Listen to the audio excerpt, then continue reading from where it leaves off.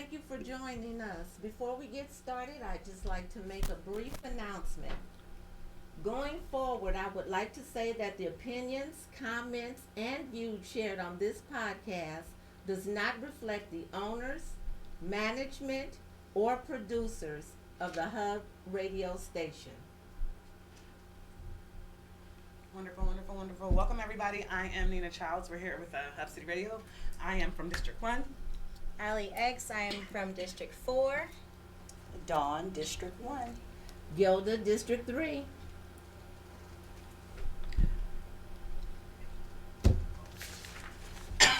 I'm sorry, guys. I'm trying not to die. I'm having a choking fit. Because there's so much going on. So, You need some water? yes, I do. Thank you very much. We're going to be talking about a lot of things today. I'm starting with a follow-up to a little bit of what we were talking about 2 weeks ago. We did have a resignation of our city manager, Rambo. It was slated for August 10th. And we did learn last week that he is moving his resignation date up to, what is it, this Wednesday, June 26th? And so, Gilda, you take it because I'm dying. Okay. Before I get started, I'd really like to extend an apology to Cecil Rambo Jr. Based on the 3-page document dated June 20th, 2019, signed by Mr. Rambo, shared on social media by the two urban girls and addressed to the mayor and council, it referenced his revised resignation. And as I began reading, I was particularly interested in the 5th paragraph on page 2 and the first paragraph on page 3, in which the podcast was mentioned. Obviously, the podcast had nothing to do with the interaction between the candidate-elect Chambers and city manager Rambo. But it was said that it added insult and hostility to their situation. Based on the sentiment expressed by the city manager, I want to personally apologize to Mr. Rambo for the level of hurt and humiliation he and his family have experienced. I would also like to say that we do not censor nor poll the comments of our audience.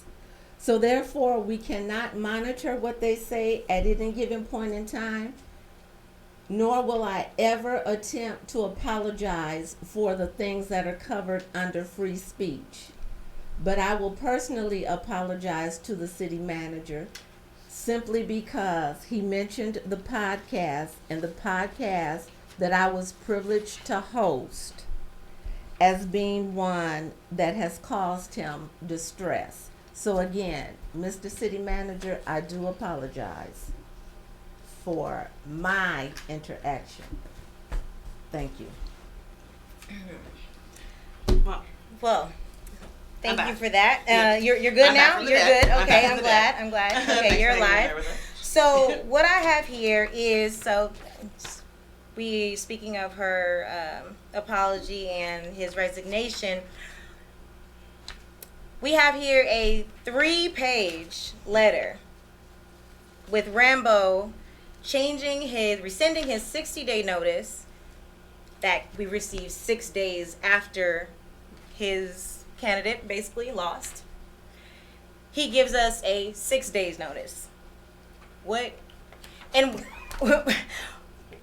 your thoughts on this? Because from what I've skimmed through, what I've heard is this is basically 3 pages of him being upset at Michelle Chambers over a couch. That's what it seems like. That's what that's what I got from it. You know, we're all human beings. We've all read the letter. We can all make our own assumptions or have our own opinions on what it was. To me, it just seemed like the issues in the letter were a little petty. This is my personal opinion. You're basically going to leave the city without a city manager and put the sitting council members and the mayor in a position where they have to, go on a wild goose chase for another city manager instead of them having the time to properly vet and elect someone who's qualified, which is what the city needs now more than ever, is a qualified city manager. I just hate that they're in a position where they might have to, possibly rush into this decision, because the city manager, in a lot of ways, runs the city. So, you know, him putting this in this position, it's like, in my opinion, when I read it, it's like a big FU to me. Again, this is my personal opinion based on what I got from when I read the letter. Don, how do you feel about it? I know you read it. Wow. I'm like, I didn't know you guys were going to talk about this today. I was Compton Unified School District, and I Oh, was we're going to get ready there. Well, we're to gonna go get all there. in. Yeah. Multifaceted. I think that, you know, I had the opportunity to talk to Rambo on Saturday Nice. from an event. And so it gave me a different perspective.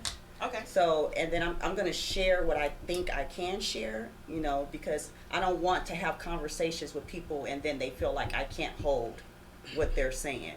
But especially on this platform. But I mean, in regards to that, you're a public servant when you sit on the council. So the explanation that he gave you, he was right to give you that explanation. Mhm. That's the explanation he should give the whole city. And this is this is the question that I asked him. I said, prior to the second resignation date, based on the first, the community wants to know, like, you know, why are you leaving?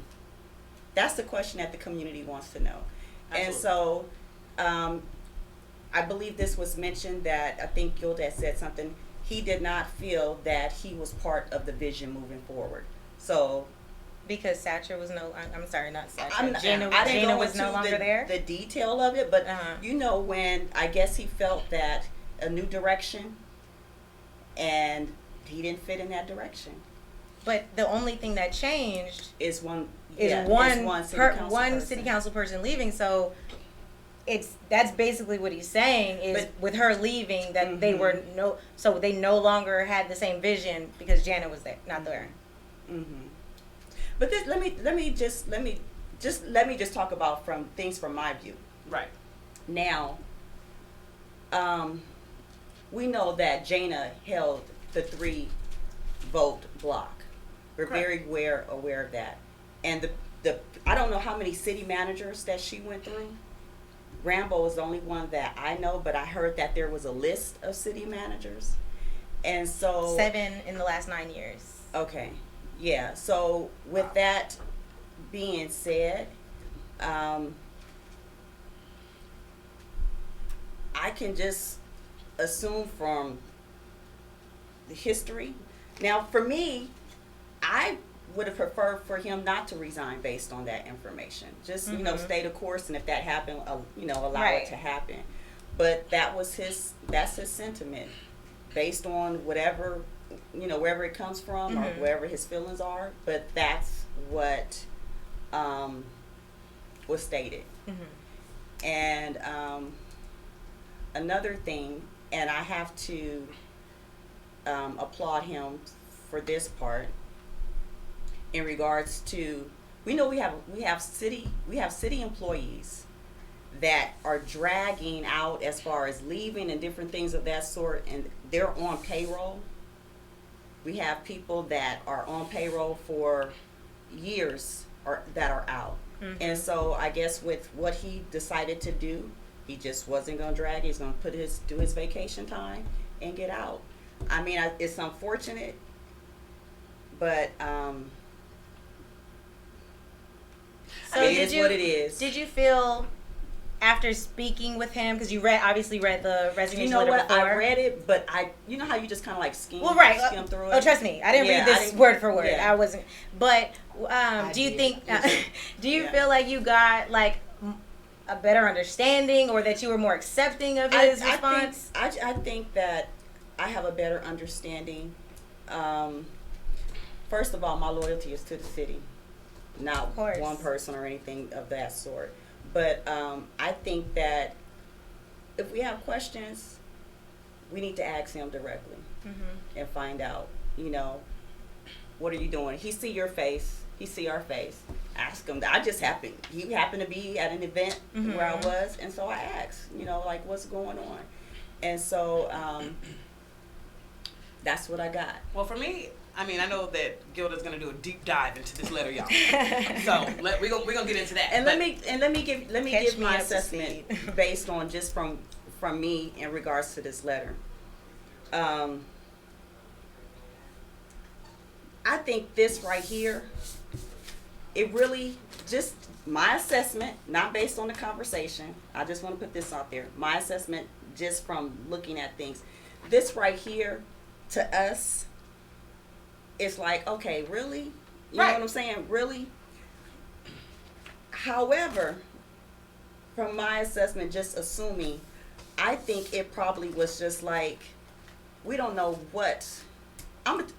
I know that he's been compromised as a city manager, working with a council person like Jana.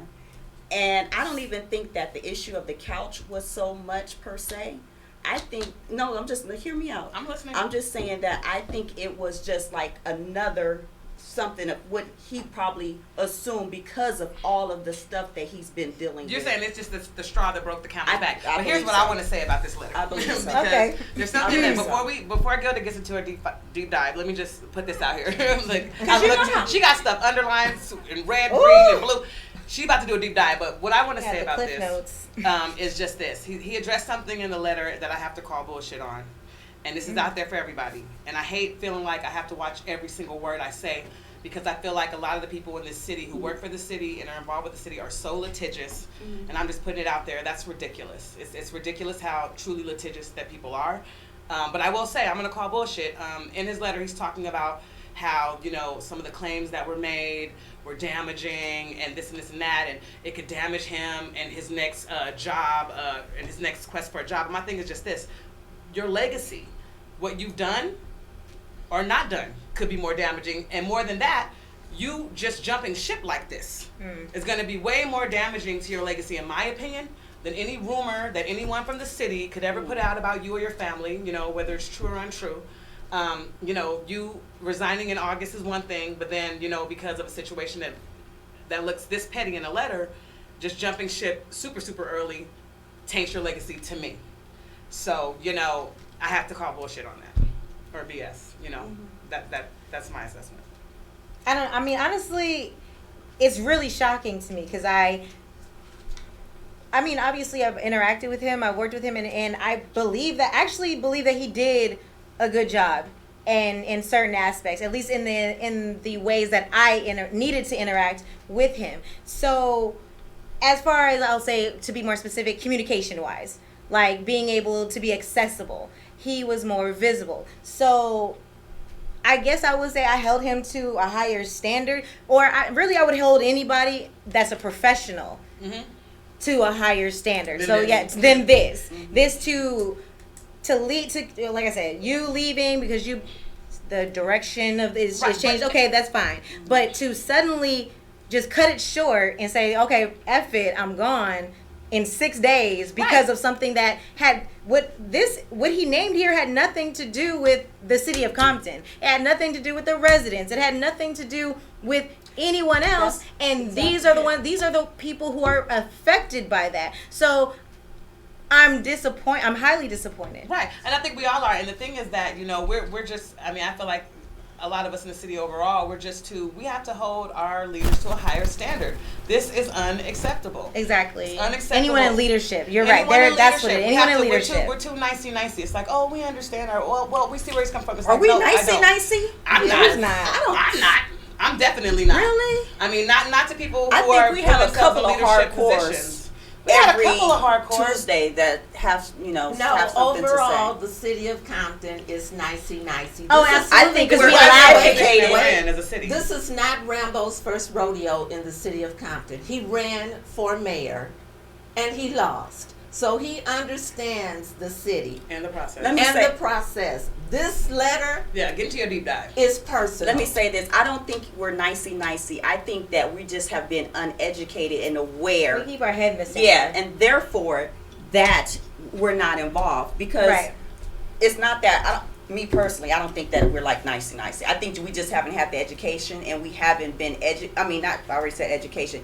We just haven't been activated to be engaged, because right now with the situation and the potholes manifested everything, that people are awake and we're engaged and we're talking about this, and I think that this is the situation. But as far as us being nicey, I think people just been engaged in whatever they was doing, like living and paying bills and all this other stuff. And then once the streets were so jacked up, everybody's looking around like, what the heck is going on? That's when everybody popped their head out the sand, like, wait a minute. Well, we gotta get into her deep dive. Because we're gonna go to some commercials and we gotta get to some other stuff. So let's get into. This entire letter was personal. It had nothing to do with the city of Compton or the residents of Compton. As a matter of fact, if you listen to what he says, he's very insulting to the residents of Compton as he talks about his 33-year career in public service. He refers to us, some of us as community members, some of us as activists, and he refers to some of us as gadflies. These gadflies are the same people that pay taxes to pay your salary, Mr. City Manager, who deserve to be talked to and talked about a little bit better. So his communication skills are off. When he goes down and he talks about the solitary confinement and separating someone in an office, he's making references to his time as a sheriff. I don't care about your time as a sheriff. I want to see what you're doing as city manager. There's nothing in this letter that references his being able to be a city manager. He goes on to talk about how the city charter was violated. Actually, the city charter was not violated. By his own admission, his own words, in a document that he signed, she was receiving text and she went to the city manager. She didn't receive the text and go back to the workers. So she was not in violation of the charter. So therefore, that lets me know, as a city employee, you, Mr. City Manager, did not understand what the city charter says. I think a lot of people. Well, I'm not talking about. I'm not I'm talking about this letter. No, let me what I'm saying, as far as I'm not. No, let me. They're finish. not as. But I'm not talking about Okay, they. go I'm ahead. talking about the city manager. We're talking about the city manager. I'm Yes. talking about the letter he wrote and signed, and he actually leaked so that it could be on social media. So he was proud of that. So that's what I'm talking about. I'm not talking about the they, the them. I'm talking about him. And I'm just saying, I think it's more So now when you that's go not down, engaged in it. as she said, she continued to text, and it became apparent to me that she was referring to the employee. Okay, first of all, you're naming names. And you're talking about this person being a candidate elect, but you're naming the names of city employees. You're naming the names of the people that you took with you to be an actual witness. So this is a document, if it was addressed to the mayor and the council, in my opinion, should have remained with the mayor and the council. It should not have, ended up on social media for any reason. And they put him out there too. They were like, we just received this letter. Because I wanted to know, how did it get out? Like, it wasn't leaked. They said in their article that he sent it. That it was sent to them. They didn't say he sent it. They said it was sent to them. But it was deliberately sent. So, and then when you go down and you're talking about how you're insulted about a sofa. So you have an entire city to run.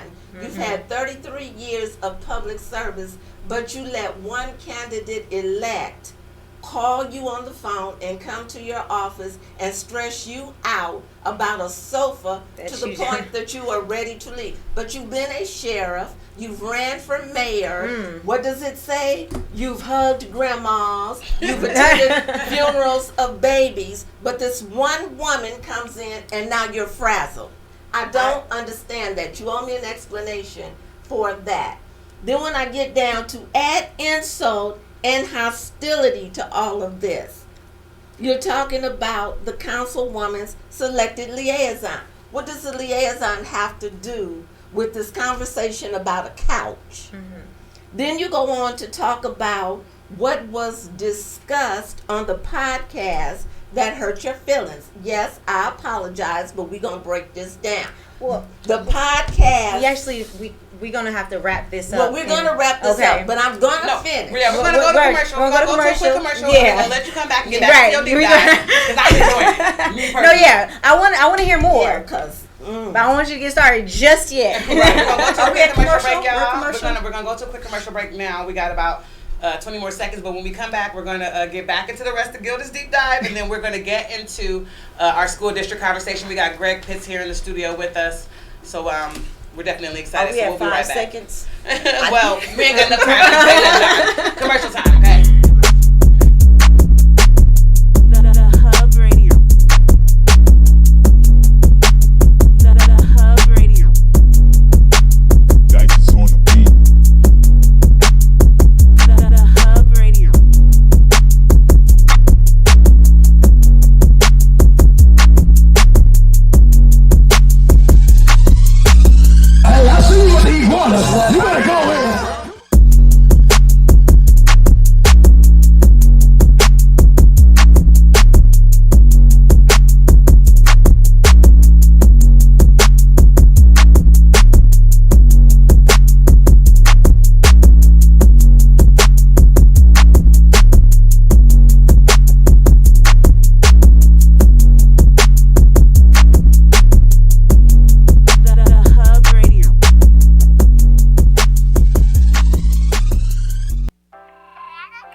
Hub Radio.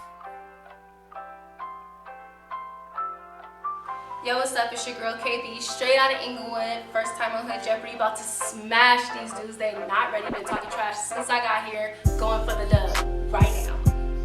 It's your boy California, straight out of Compton, California. About to get on this Hood Jeopardy, Hub Radio. You know what I'm saying? Get these big W's. I don't know what the other two came to do, but I came to win. They came to lose. Don't snooze. You hear it? What it do? You already know what it is. It's your boy Juiced Up on them. I came to smash these two contestants. I mean, Drake, for real. Really gotta play this shit. You already know who gon' win, man. I came here for the W, baby, like J-Rock. Let's get it. Win.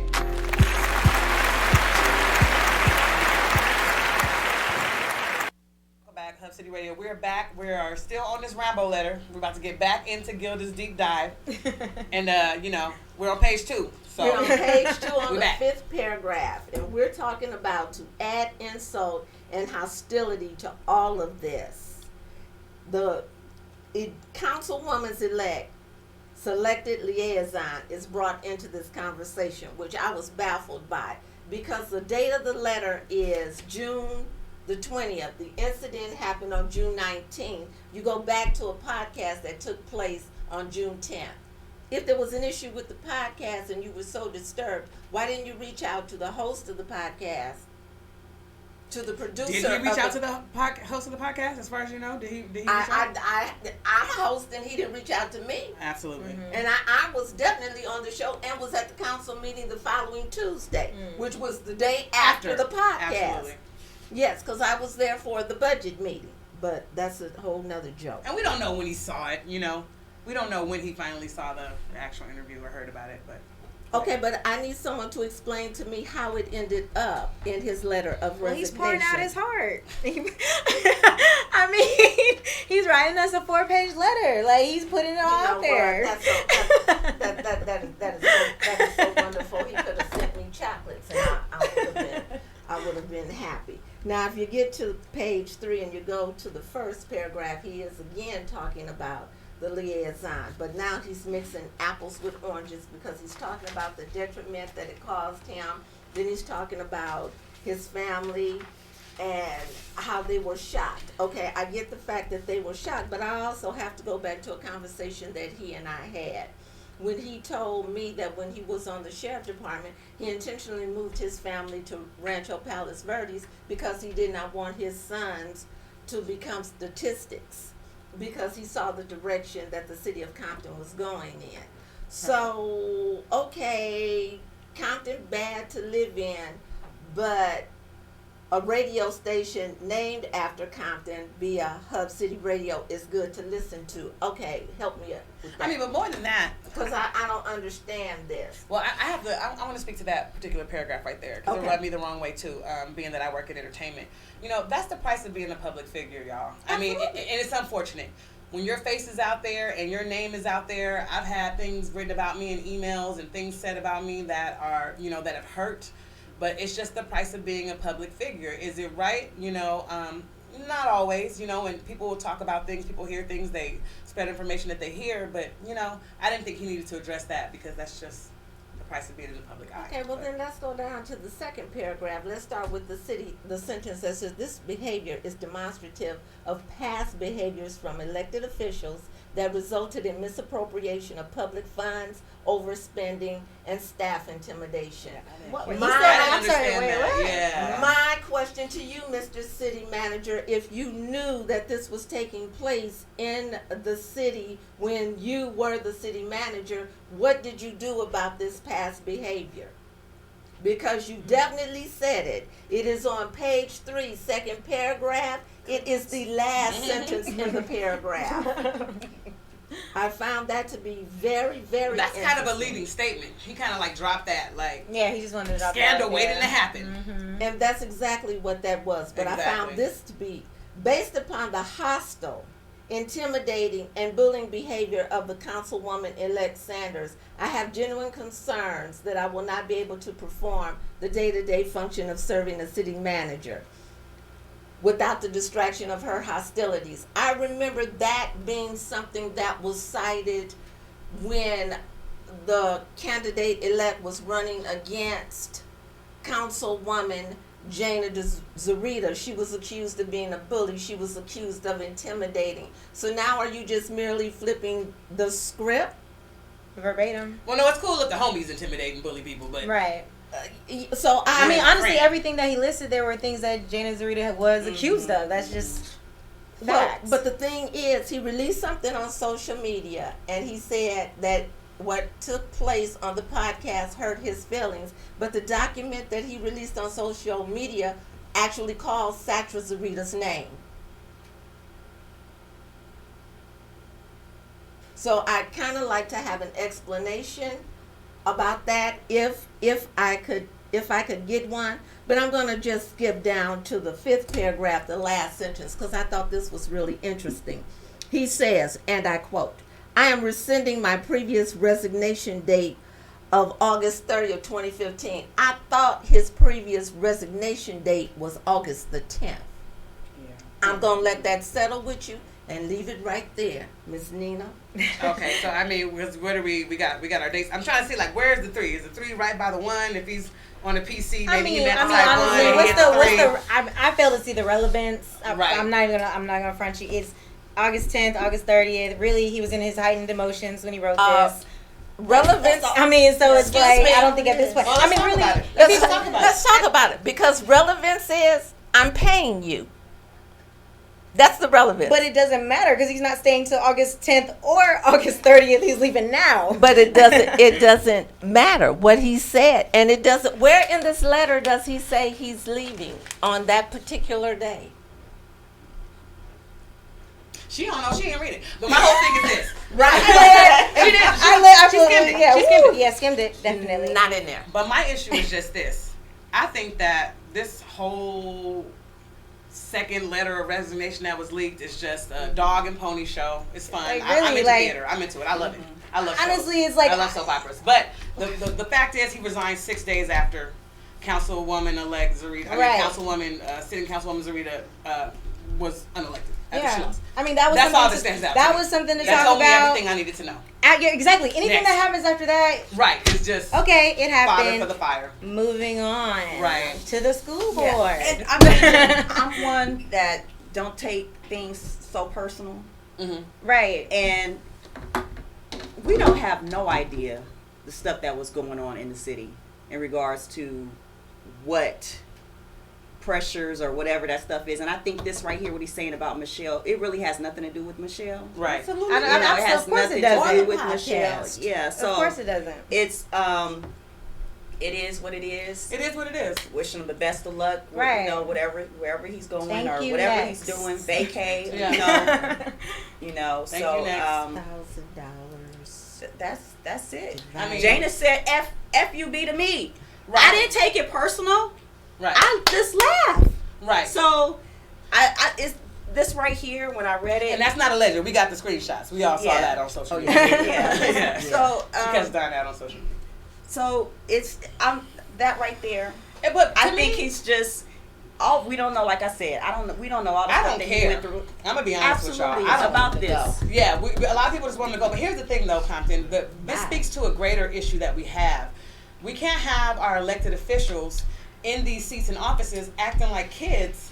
And acting like Absolutely. this is some kind of reality show. Exactly. Absolutely. This is a city that you're running. with Exactly. real But lives he's that not are an elected affected. official. He was hired. appointed. He was Yes. appointed. Hired, By elected, elected whoever. officials. But the thing is, he was appointed by people Elected we officials. elected into Right. office. So if we're going to discuss anything in regards to this letter and dissecting it, it's that, okay, the census is he was not qualified. Not This is qualified. evidence that he was emotional and probably not qualified. So what are we going to do about that? What are we going to, how, What's what, the solution? what is the do. solution? No, The the thing solution is, is to find we need more to, we have to make qualified sure leaders. we're Yeah, qualified. Exactly. Right, but what do the residents do? How can we play a part in that if it is the elected officials who go about choosing? I think the elected officials know at this time that we want someone that has more experience as a city manager and someone that can move the city forward. I think they're going to be very diligent and make a good decision as far as bringing someone in. I really believe that.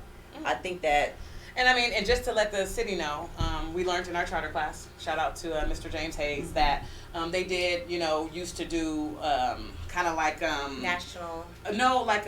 hiring panels where there certain citizens who were qualified could go in and sit in on interviews and kind of help out with the vetting process. Again, people who are qualified, who have a background in administration and management. That's another thing that we need to get going in the city.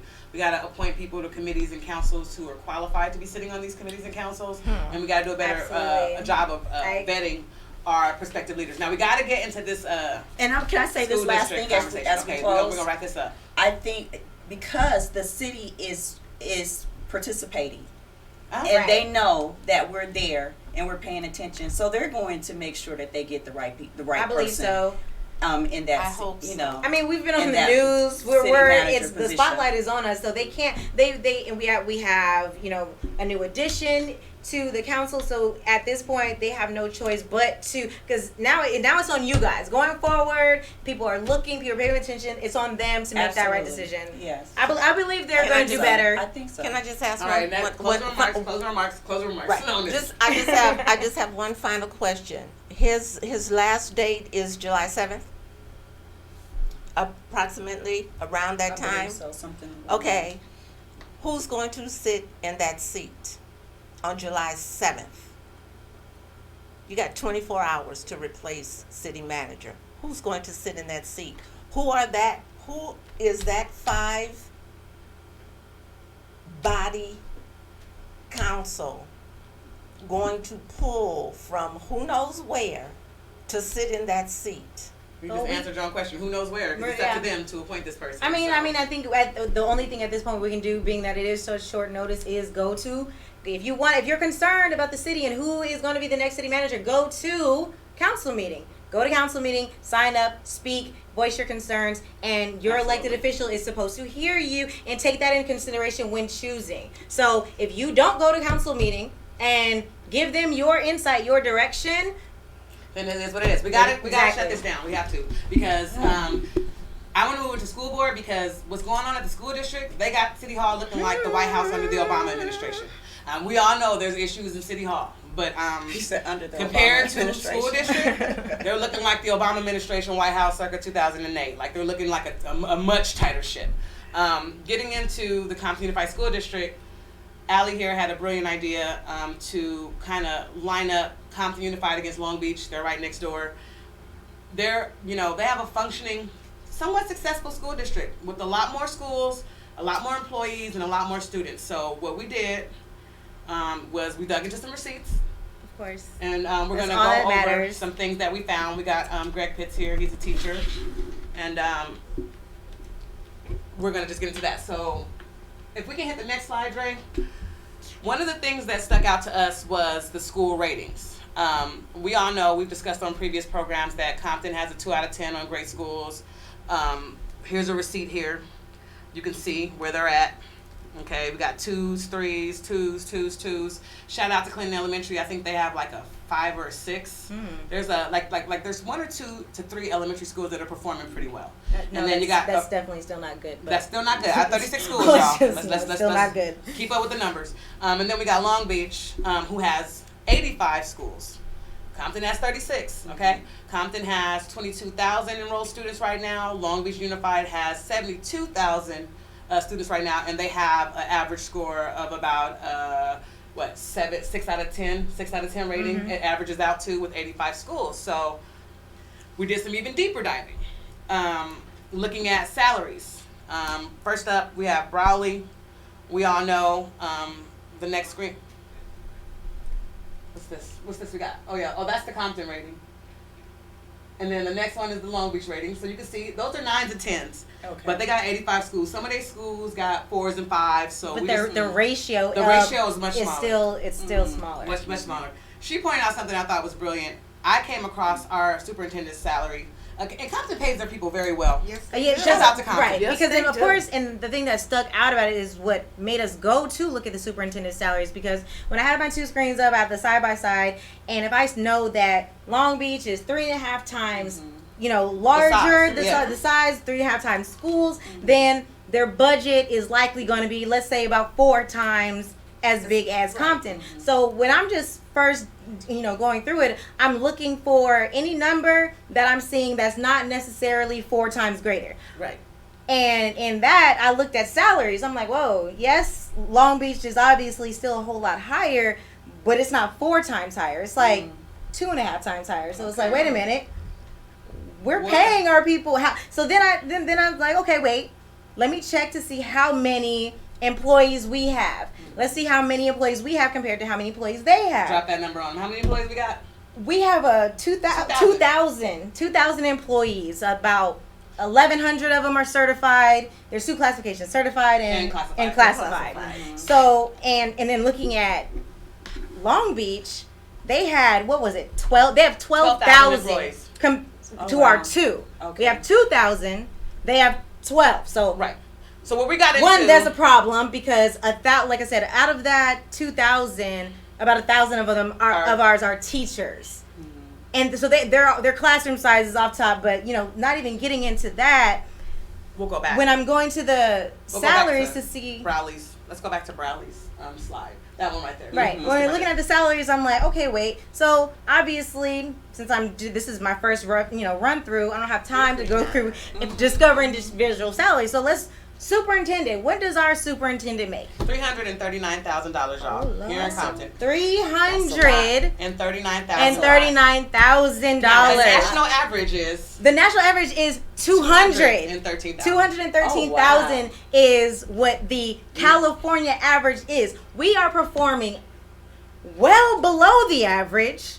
We have, not even as many schools as our neighbor, and I hear our numbers are declining all the and time. of course they're declining every day. But we pay our superintendent $100,000 more and some change to give us poor results. Yeah, poor results. The superintendent. That's like a slap in the face. Like, I'm not gonna do good, and I'm gonna take extra money. Right. Superintendent Long Beach, he's taking his 213, which is the national average here in California. He's got 72,000 kids, 85 schools. They're performing at a much higher average. Now, when she was talking about these certified versus classified salaries, one thing we did, comparing apples to apples, if you want to hit that slide, Dre. And can you tell us a little bit about that? Certified salaries, are just like counselors, teachers, psychologists, classified janitors. Something you have to have a license for, basically. So, here we go. Yeah, that's so small. Nice. But don't worry, we're gonna post all this on Frontline so you guys can do your own deep dive and blow these documents up so that you can compare apples to apples to see these numbers. So as far as our classified salaries in Compton, we just did a split down the middle. We got 2,000 employees, they got 12,000. Our classified salaries are at $121 million for the year, with 1,000 employees under classified. Can you say that number one more time? Million. Now, $121 million for 1,000 employees. That's what's in their budget. Again, we're gonna post this on Frontline later so that y'all can't be like, oh no, it doesn't. It's right there. It's in the final budget. And mind you, we're getting this information strictly from the Compton Unified's website. So the Compton Unified's website says how many employees they have. We're gonna tell you why it doesn't matter. Actually, it's under the HR's lady. I'm sorry, what's her name? Dr. Kanika White, right? Yep. Yeah, White. It is under. She states how many employees we have, and here on that same website, you find the budget. 121 million. Okay, so let's get into Long Beach's. What do we say? Classified salaries. Certified, classified. Certified and classified is split down the middle, 6,000. Right. Okay, so Long Beach has 6,000 in that category. We're assuming just for this. We're just split down the middle, and they're at 331 million. So let's do the numbers on that. 121 million for 1,000 employees versus 331 million for 6,000 employees. And then, because I always attempt to try to find an explanation. I try not to lead with see, I knew it. I try to figure out, because I don't like to assume. So I'm like, well, maybe there's a reason for this. So I went to, maybe we're planning on hiring a bunch of people. Maybe that's why we needed all this extra money. But unfortunately, if you look at the salaries from last year, it was the same. There was no, it'll say the percent an increase. I believe that's a big fat zero. Right. Zero. So that's at least how long it's been that high. I'd have to do some research to see. But last year it was the same thing. So what are we doing when we have two? Like, and that's I mean, that's a whole nother conversation. But it's so disturbing to know we only have 1,000 teachers. Like when we have how many schools? 36 schools, and we have 1,000 teachers. When we have serving how many students? What was it? 22,000. Yeah, you got classes with 43 people in it. So, but that means one teacher. So what are we doing? You know, we're paying. And these are your numbers. These are your numbers. And if you're gonna shorten the class, I mean, you probably have some people that are teaching classes that are teachers' aides. I wouldn't be surprised. We don't know. I would not be surprised because remember we said 1,000 of them are teachers, so they may not have 43 people in a class. They may have 30, but all of those classes are not being taught by certified teachers, and that is the reason. And our schools are and we wonder why we have a 2. Right. And it's unfortunate because Sandra wasn't able to join us here in the studio. I think that she was going to be joining us on the phone. So I don't know if she is, but if she is, we'd love to speak to some of these numbers and maybe kind of get an explanation on that, because there was something else that came up in our deep dive, and I found it with the Measure S. We didn't even get to do the deep dive with it. We just with those numbers. This jumped at us. We didn't even get to just scratch the surface. We found this. I found this in my first After 10 minutes. Yeah, first 30 minutes. I was like, boom, boom, boom. What is this? Right away, red flags just popping out. And I'm pretty smart. So. She's very smart. She's the brains of the operation. But I know a lot of the residents are concerned about the bond. Mm-hmm. There's been a lot of talk about the bond. Which one? Well, Measure S. Which one? We're going to get into Measure S. Yeah. Okay. All right, we all know. The residents are concerned with all of them. Right. But with that, $350 million to build 2 schools. We all know that these monies have to go specifically to the schools. So, right. What is this? Yes, perfect. So I did a deep dive. The school district has a oversight committee set up. I do know who's on that oversight committee. We will not be sharing that information with you, but they do have one set up to kind of watch the funds.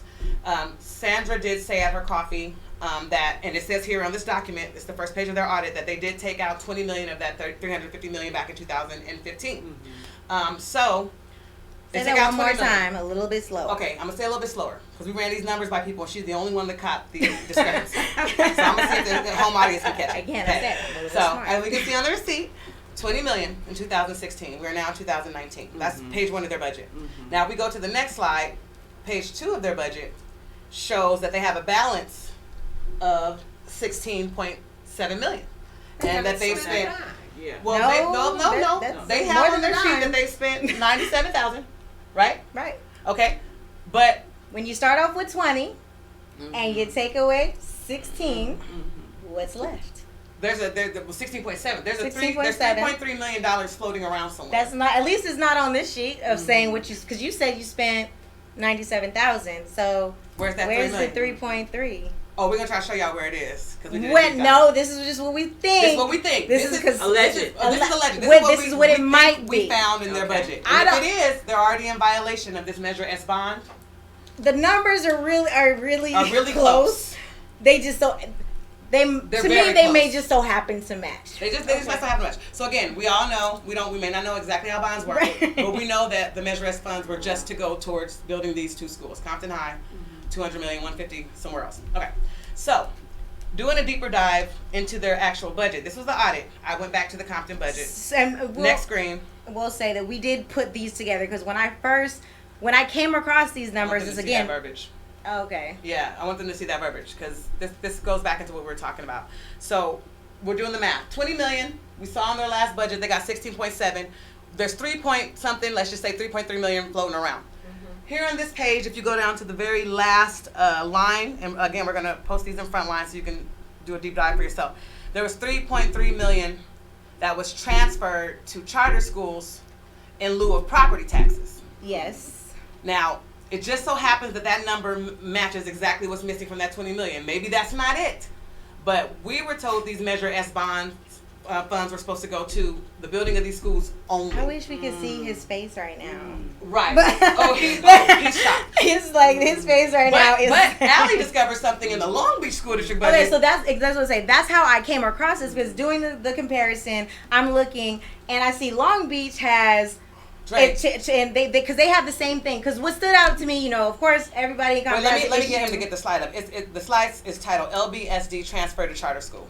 Okay, so they were saying it stood out because like transfers to charter school in lieu of property taxes. Like, ooh, in lieu of property taxes. Like, okay, what does that mean? Because we all have an issue with our property tax, and $3 million, $3.3 million is a lot of money. So, and then I see Long Beach. Long Beach is only about $500,000 transferred to charter school in lieu of property tax. So I'm like, okay, wait, what do you mean in lieu of? Like, I'm not sure what that means exactly. I think it's slide 7, Dre. I think it's slide number 7. I'm not sure what that means as far as the residents, where the money is coming from, things like that. But showing $580,000 that Long Beach is transferred to charter schools versus it's our like, $3.3 million. I was like, why are we transferring 3.3 to charter schools? Like, why is it so much higher than Long Beach? I'm like, okay, let me not jump to conclusions. Tell me. Go to her and we don't have the answer. There's no because I found this because this is how so that's what I'm saying. Bringing it to her, I'm like, whoa, this is kind of crazy because it's so much more larger than Long Beach, and she's like, wait, this is the number that's missing from Which here. is what I want to go into next. Well, let me ask you this question before. Yes. So when with this number, we can ask them, but you were told that you may not get an answer, right? Right. In regards That's what to I was told certain by things. Mike Ali. Okay. So, because the school board meeting is tomorrow, I can stand up there and ask him if this $3.3 million came from that $20 million they took out for the bond, but he does not have to answer, even though I helped pay his salary, which was very offensive to me. Now, my issue that I have with how we're running things in CUSD period is the transparency. We shouldn't have to hop from here to here to here to here to here to try to piece together a puzzle. To me, that is a red flag and a sign of some kind of foul play.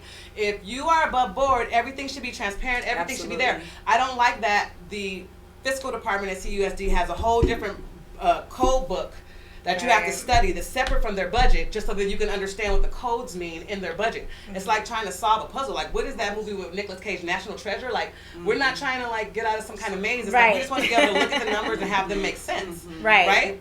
And so that $3.3 million, it took 2 of us piecing together 3 different documents to try to get on a trail of where things are, and we still don't know. Exactly. So what Long Beach is paying out, how many teachers and staff and students they have versus what we have and what we're paying out versus what the audit says versus what's in their budget. We have to combine all these things, and things are just not adding up. I have a question. If you ask a question, is it that they do not have to answer the question at the meeting, but they can give you an answer later on, or they just don't answer? Well, he said they didn't have to answer, but when I went into their charter and their municipal codes, that's not what their charter and municipal code says. Their charter and municipal code says that the school board is to work with the community and staff of Compton Unified School District on behalf of the students. And so I feel like working with the community is answering questions. Okay, so the question is, so if the charter says that and he says he doesn't have to, who's going to check him? Exactly. Because that's the role of the superintendent. But here we go. Maybe. Well, we have a larger problem. We have a larger problem in Compton, guys, and I'm sorry. We have a larger problem. Getting down to brass tacks. I don't know what other city has its own school district, has a situation where City Hall has no involvement with the school district. And I've been talking to the mayor. We got to build that bridge. We need to know what's happening at the school district. We're one city. And I believe that there should be a meeting happening every month with the mayor and the school board so that we are all on the same page, because they're just over there doing whatever the hell they want. I said it last week and I'll say it again. But the thing is, absolutely. I heard that the school board doesn't want they kick her out. They kind of try to blackball her, which to me that is kind of makes absolutely no sense. Like, how do you go about? How do you go? You don't want the mayor involved with any. She's the mayor of the city. Absolutely. Your school district is in the city, and she couldn't go to a graduation. Like, she was. What do you? But the thing is, all of that doesn't matter unless you answer the question why. Why is she not allowed in? Right. Why do you not want? Why are you so secretive? Why won't you answer questions? Why won't you be transparent? Why won't you work with the residents and the people to better? You have a too, bro. You need all the help you can get. Yeah, we're gonna go to a commercial. We gotta go to a commercial. So hold your thought. I got the 60-second wave. So we're gonna go to a brief commercial. When we come back, we'll get into some of our theories on why that is. This is the bad. Love is a weapon. Love is a cure. It's an addiction. most can't ignore. We crave it, we need it, we feel it, no meaning. When I leave them, no feelings.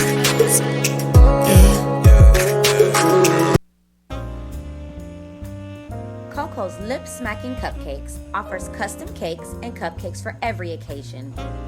We proudly bake everything from scratch. With every moist and mouth-watering bite, you will be smacking your lips by the time you are finished. Make sure you follow us on Facebook and Instagram at Lip Smacking Cupcakes.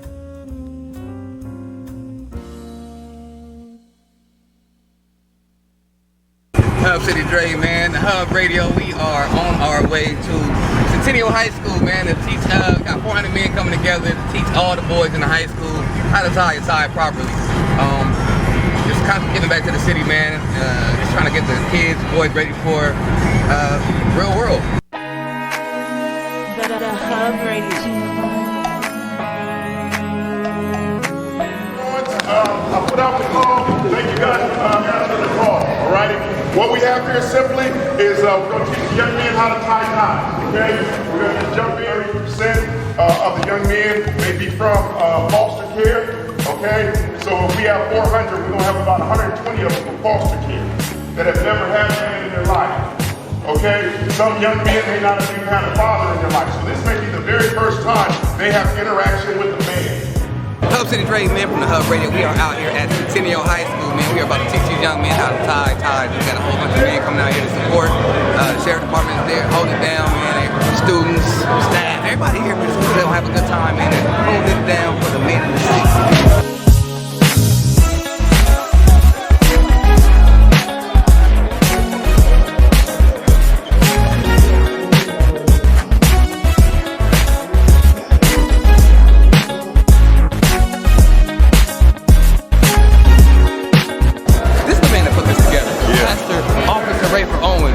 Yes.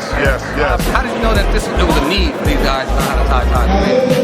Because, you know what, we knew a lot of young men who never knew how to tie ties, and then we're in the hip-hop generation now, so everybody kind of wear tennis shoes and t-shirts, and so I was like, this is a good way for us to interact. Like, we can teach how to tie a tie, so when you have your wedding, or you're going to somewhere nice, you'll know how to knot up.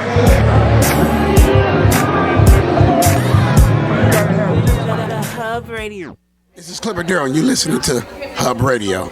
The Hub Radio. Cleanup Man.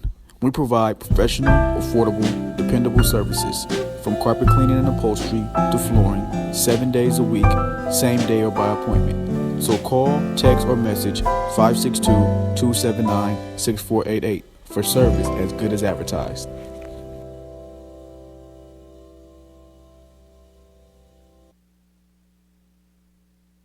Cleanup Man. We provide professional, affordable, dependable services from carpet cleaning and upholstery to flooring, 7 days a week, same day or by appointment. So call, text, or message 562-279-6488 for service as good as advertised.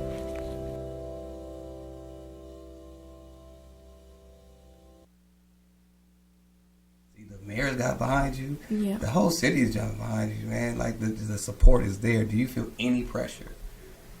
Well, of course you're gonna feel pressure, but pressure is a privilege. Because, I mean, you could do, because, like, pressure is a privilege. So, like, just imagine, because, like, pressure can also, like, give me a purpose on what I do. Because if you, like, didn't have pressure, then you wouldn't have any purpose on what you're doing. And you wouldn't be able to do or, like, succeed and do certain stuff. So that's right. I see you, Pops. I see you. Bars. Bars over here. The Hub Radio. All right, and welcome back, ladies and gentlemen. Thanks for joining us. We are here with Greg Pitts. He is a Compton resident. He is also currently a teacher at the Santa Monica Malibu School District, Santa Monica High School specifically. He's been sitting here with us talking about all things Compton, USD. And Greg, based on what you've heard, yes, what do you think is the issue right now with Compton Unified? What I'll say is that a lot of what I've heard is pretty concerning, but I think overall what you have and the overarching issue pretty much is that you have a lack of transparency. You have a group of people who essentially are being very secretive and not And really. when you say the group of people, you mean the school board? I mean, I would say certain members on the school board. I won't say the entire school board, because I think that there are some people that are on the school board who are there for students, who are there for faculty, who are there for the Residents. classified, who are there for the residents and for the future of our young people. I think you have some other people who are there for some other reasons altogether. Okay. All right. And now, I mean, just in your experience as a Yes. teacher, you saw some of those scores that we went over, 2 out of 10. You know, we were talking just a couple weeks ago about, 28% proficiency in English and reading, Yes. 9% proficiency in math, Yeah. district-wide. What would you attribute that to? The first piece of it, I would say, especially on the first piece of data you had where you had the school ratings, I think sometimes those things can be a little bit subjective to be, kind of fair. But I think that you have parents, you have community members who are reporting their experiences. Right. And so you have to value it even though it is a little bit subjective. Now, when we talk about student scores and student outcomes, that's a whole other thing altogether, right? That is based on state standards testing that we are mandated to do annually. And so it's a way for us to see how our teaching is and how it's grabbed hold with our students. Are we capturing our students? Right. Are we doing the things that are going to cause them to be ready and prepared for those 21st century jobs and those jobs that don't even exist yet? And so that's essentially what we're doing. We are just supposed to be preparing our students for jobs that don't even exist yet. Right. That's I mean, what the we future. should be doing. Right. The future, For the climate future. change and all that. And I do want to give a disclaimer because I don't want in any way to say that all of the problems of the Compton Union Sky School District that lay at the feet of our existing board, because that's not the case. Compton has been successfully underperforming for a very long time. I was in a Compton school in the 2nd grade, and to quote my mother, she said it made me dumber. She said it made me stupid. And she had pulled me out, and I went into another school in the 3rd grade, and I was so behind. It was ridiculous. I went through, I hated school. I thought but the funny thing is, I actually thought I was dumb for a while. From going to this, when I was here in school, I just thought I wasn't smart. And then being transferred and going to a school that was very vanilla. Okay. I'm like, wow, okay, so I am dumb because now I'm next to all these people. I'm in a whole nother school, and it wasn't until, because I guess I'm prideful, I worked and worked and worked, and finally it was like, okay, no, actually I'm actually really smart. So I definitely would say all of that to say, this is not, we're not blaming all these numbers that we're giving as far as performance. This is not just However, one person. I will say that there are certain sitting school board members who have been on the school board since 2007. It's 2019. Right. And if you've been on the school board for 10, 11, 12 you're years, responsible for not changing. You're not, things are continually declining. Yeah, you have to own that. Right. You got to own that. You do. And I'm going to put that's a whole separate issue. It's still remaining that way. That is at your feet, but it's not like we were doing great and all of a sudden this team came in and then we started sucking. No. Well, I think a big piece of it is that you have to have board members who are visionary. You have to have those who are on that board, and being college educated is not a requirement, but I think that it helps. I think that if we're expected or if a person is on the school board is expected to make decisions that are going to lead students into their futures, you kind of have to know what that roadmap looks like to help to put things in place that will help students to better navigate that. Right. So I think that's what we have to have. But I think we also have to have a classified perspective. We have to have, a parent perspective, right? We have to value all of those types of voices at the table. And right now, we all know, and we don't have to, have to beat around the bush about it. We know that parents in the community aren't very well respected and valued right now. Right. So that's a big issue because if you look at the research says that one of the number one indicators of student success is parent involvement. Can I say something? So how are you doing that? Yes. I think too that they have to have an expectation that our kids can achieve. And it starts from the top because there was a statement made. Ooh, that statement, and it's on tape. Yeah, it's and on tape. I think not that, alleged. Yeah, we have the footage. The statement that was made from our superintendent. So it has to be ingrained in the people that are leading our school district to have expectations that our children can succeed. What's the statement that was made? Know what the statement is. The statement was something as, and I'm paraphrasing, that we didn't have the best. We didn't have the best students. The students that were the best and the brightest. Yeah, they left transferred. the school district, and so this is what they're left with. Now, keep in mind, gentlemen, ladies, it was something of that he sort. said something. No, what he is said. so We have the insulting. tape. And He said- and the child was there. Oh my The With an child award. was there on stage. The young lady. Well, she's not a child. Whoever she was. Well, she's a young yeah, lady. the young She was lady. in high school. She was actually the school board She's a representative. That is the student board member. Yes. Right. And she That's was what it standing was. behind him when he made this comment. We didn't have the best and the brightest. We were working with what we had. Wow. Yes. You know, at a So- child's award I ceremony. did So know that.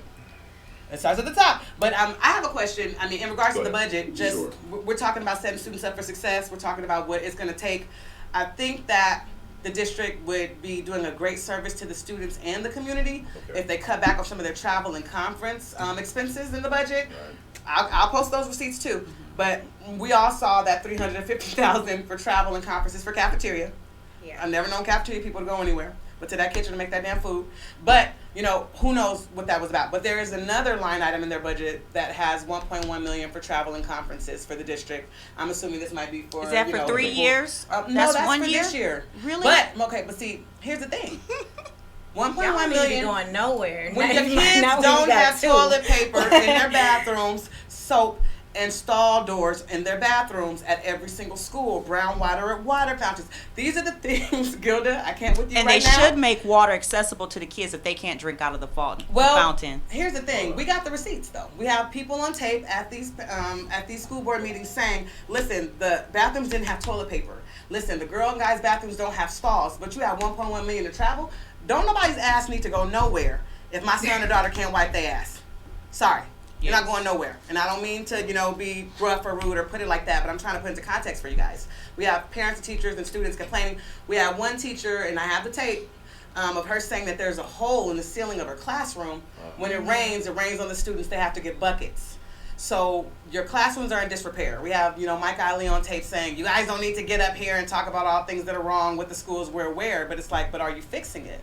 So then, just if you were to be from your knowledge, Sure. if you, let's say you're on school board, Sure. what would you do, or what could you do? Is there anything you can do to remedy that, to all of a sudden make sure that they do have adequate access to water, that they have stall doors, which that's a whole safety Absolutely. They're whole leaving other themselves open to situation. so many lawsuits. That's a whole other issue. But what would you do if you could to fix that? I mean, we definitely have to make sure that we're holding that senior cabinet accountable. Senior cabinet has to be held accountable. When I talk about senior cabinet, I'm talking about the superintendent, we're talking about the assistant superintendents, and we're also, and maybe depending on how the district is structured, we may be talking about directors, right? And putting that pressure on them to make sure that students have those basic needs, right? If they don't have the basic needs as privacy for the restroom, I mean, imagine all the different layers that our students are dealing with, right? That's in the community and every all over the place within their families. If they're foster youth, we know we have a high incidence of foster youth in our district, right? I have so a question if we about have that, though. definitely, so we'll get to it. Yeah. But I think that you have to make sure that students. That they know that school is a safe place and a safe space. And right now it's and not. a clean space, right? Exactly. In order to be conducive to them accessing their education. And their right to a free and appropriate public education. Right. Mm-hmm. So we have to hold those top level officials responsible and put that pressure to them to make sure that they are providing what students So that is the job of the school board. That is the job of the school board. So, hold them accountable. And how difficult, if you were on school board, imagine, how difficult would it be to do that? On being on the school board, how difficult would it be to make the superintendent and all those that you just listed accountable, and to how soon could they get some doors? How soon could they get? It shouldn't be. I mean, from my perspective, it shouldn't be very hard to do that. Because we are their bosses. I mean, imagine I'm on the school board. Right. I am your direct boss. Right. Right. I need you to address these issues. Right.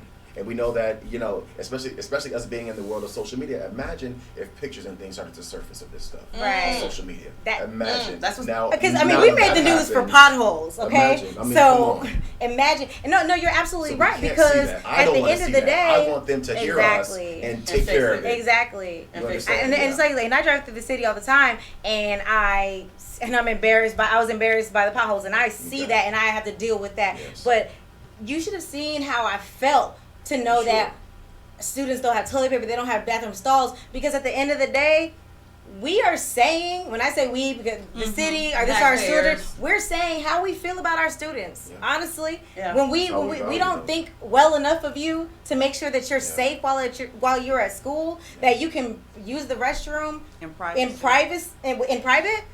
We are sending, like, we are legitimately, we are shortening that preschool to prison pipeline. We are. They already have that. We already have it against us when it comes to black and brown. But in your own community, in your own home, we're saying, yeah, we know we don't believe in you. So no, we're not going to invest in making sure that you at least have a chance. Right. Right. Because I think that what they need to do is get down to brass tacks. They really don't care. And that illustrious anonymous letter that was written, which I think it was written by somebody on the school board. That's my personal opinion. But they're alluding to all these things about how much money has to be in the reserve. And do you know what our population of foster children is? And that's something I want to address with you. Sure. After doing some research, I found out that they consider, and I want to know if other school districts do this. I could be wrong. Okay. They consider foster children to be kids who live with anyone other than their parents. So if you live with your grandmother, they consider you to be a foster kid. And I seen this. I have the receipts. I'll post it. Okay, I don't know. They consider their foster population to be anyone who does not live. And where in are we getting that from? Where is that receipt? That receipt is in their budget because it talks about their ratio of kids. It talks about their non-English speakers, their English as second language speakers, their foster population. And then when they define foster, it was anybody who was living with outside of their biological parents. So I'm wondering if other districts define it that way as well. So that's what we need to that's something that we can look into. Because that could be leading to some numbers to another place. That could be leading to more funding. Because I was going to say you get more money when you do have foster youth. So probably homeless wow, I can't wait to look. I can't wait to dig in that. Yeah, we'll find the receipts on that and kind of see where they're at. Because the bottom line is, folks, there seems to be a lot of money here. Not a lot of kids, not a lot of staff, of money, and not a lot of answers. Wait, but I have a question. Go for it. I don't. That's what I heard. What I have heard is that schools who underperform or have a larger amount of disenfranchised children get more money than schools who perform well. They do. So is it possible that we are purposely setting our kids up to underperform so we could get more money? I'm only saying that because the budget that we have, what we're doing with it, our performances. I'm just putting it out. Those are the puzzle pieces, but I only see one picture. Long Beach is spending less in a lot of places. But the thing is, I consider myself to be an optimistic, but I only see one picture. Does anybody see anything different? I mean, I would hope to. I would hope. Yes. What do you see? Yes. Let's hope.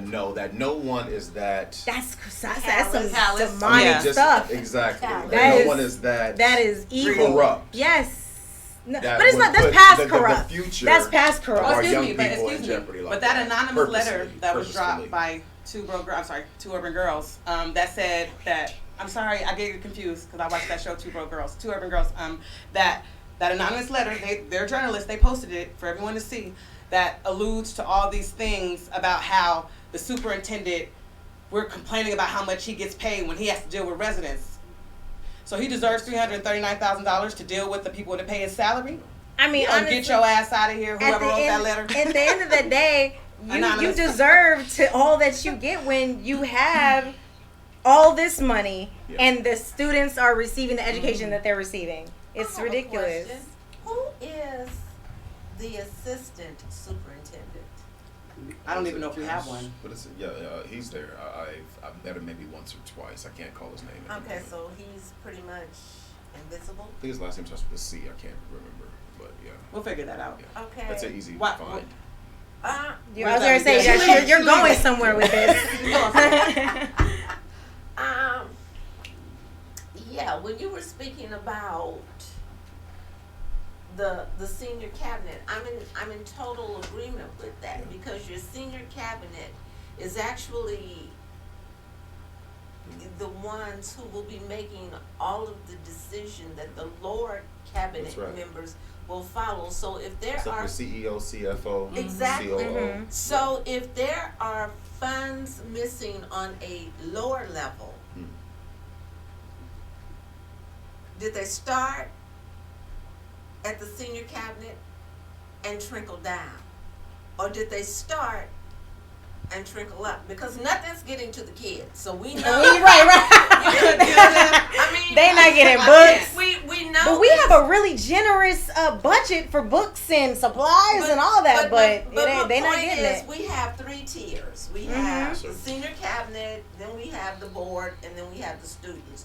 So it sounds to me, it appears to me that we're just bouncing between the 2 tiers and nothing's getting to the 3rd tier. So the reason that I'm asking who these people are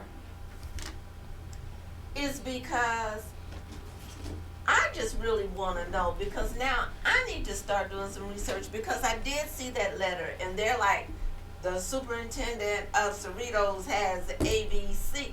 I mean, with all due respect, I live in Compton. I expect my superintendent to perform based upon the needs of Compton. To look at another school district is really great. But if my superintendent is functioning below standard, then it makes no difference what somebody else is doing, because we're not going to get there anyway, because we way down here. But it's good to compare, though. But I think, no. I think that's something that is necessary. It is good you need to have the collegiality. Teachers have to have the collegiality to have connections in other school districts and in different states. And I don't have a problem with that. Right. I agree. But my teachers are on a different level, because my teachers are over here struggling. It's a professional expectation. Exactly. For but my teachers are trying. My teachers are complaining as much as anybody else. Sure. We need help. Help us. Absolutely. But my senior cabinet up here they forget. is not getting it. And there was They Ray Charles to the bullshit. Exactly. And it was a point in they are. And it was a point in time when your senior cabinet were teachers who were elevated, who were promoted into those. They forgot. Well, I don't think this particular group forgot. I don't think this particular group came from the school system. The school system. Right. I think some of them hopscotch from city council. Well, I don't know if the mindset. I don't know if they hopscotched. I know that when, and I'm going to reference this, we keep talking about we need to do a national search. We need to get back into a national search for a city manager. Least we forget, our superintendent came from that very same national search. So it behooves us to know, when we are searching for people, just what the hell are we searching for? Right. Are we just looking for somebody who looks good, who talks good, who dresses well, who can sit in that seat? Are we looking for a true benefit to the city? Speaking of a true benefit to the city, Dre wants us to get into some questions for Greg, because I think you would be great on the school board. I mean, you live in the city, you have teaching experience, you understand how it works, you have a heart for the kids. I just wanted to ask you a couple of questions in regards to what you've heard. So let's just say, in a perfect world, you were to get on the school board. With the amount of issues that we have currently in our school district, what would you attack first? Ooh. So much. First thing I would attack first would be definitely parent engagement. Definitely shifting the time that they go into closed session. And you can have a 1A, B, and C, because I think that's a little unfair to tell you the first one. Well, there's so much stuff. There's so much, but let's talk about we that. have to deal with that because I think that currently the way that the board meetings are structured, it does not value parents and the work that parents do every day. So if parents are working, sometimes they have a job. And we need their help. They have 2 jobs maybe, right? And they wait until 9 o'clock. And they have to wait till 9 o'clock, 10 o'clock. To come on out, they need to take care of their kids. Right. They need to make sure the kids, because if we're saying that parents need to be more engaged and helping kids with homework and providing safe space and making sure that they get to bed on time and making sure that they're doing all these things. We need to structure it around them. When they're at the school district meeting till 11 o'clock while they're back there eating sandwiches. Right. So we have to make sure that parents are feeling valued, that parents are feeling supported, and we're hearing from them. Because otherwise, how do we know what's going on? Yeah. How do we know what those struggles are, right? How do we know exactly where their kids are struggling? Of course, they're talking to their teachers and whatnot, but oftentimes they feel like, oh, I've tried all these different avenues, and I'm not getting any satisfaction. Right. And so if now I go to the top, and I'm not being heard at the top, then I feel hopeless. I disengage and I go the other direction, and I may even go as far as to pull my child out of the district because I'm not getting. But you know they satisfaction. did a freeze on transfers. I heard from On a allowing parent to pull kids that out. they did a freeze on allowing people to pull their kids out. People can go and get a fake address. People do it all the time. Right. They But just you make can't it a tell little me bit that more. I can't pull my kids out. No, Yeah, not when and you're only. And Yeah, you're you know. failing my child. And Yeah, exactly. And I mean, a lot of the videos I've seen, I've been to a meeting and I was appalled at how it was ran. However, a lot of the videos that I've seen, he lets people get up there, complain, and he doesn't address anything. They don't address anything, and that's something, like I said, City Hall. They don't necessarily have to. They don't. Because I think that because board meetings aren't there for the back and forth. It's not for a conversation. It's to be heard. But there are some things that are so important that they should be addressed. But no, I absolutely do. I think that they have closing comments for a reason. I think that they can address certain things, or they can address something with someone, you know, as they're on the floor. Because you always see a lot of them always going down there and socializing and doing things with certain individuals, but not necessarily with parents. Exactly. Exactly. Because the thing is that, like, as soon as a parent stands up here and says that there's no toilet tissue, I'm not gonna say, okay, Tanya Hall. It's like, wait a minute. I need to look. Can I get somebody to get to that school tomorrow, do an inventory? Who's the janitor there? Like, that needs to be addressed on the spot. And there was a lot of little stuff coming up like that just kept getting skimmed over. So that's because it's really at the end of the day, how do you say, oh, we need more parent involvement, but you don't encourage it, you don't really set it up for them to be involved. Yes. And when they do come to that, because that's one thing, being involved, that you coming down to the school board meeting, that's involvement. So that is them taking a step forward to be involved. Mm-hmm. And when they do that, you shun them away. So really, what are you expecting? Right, from the parents. I have a question. Can I say something too? He never finished his. Did he not finish?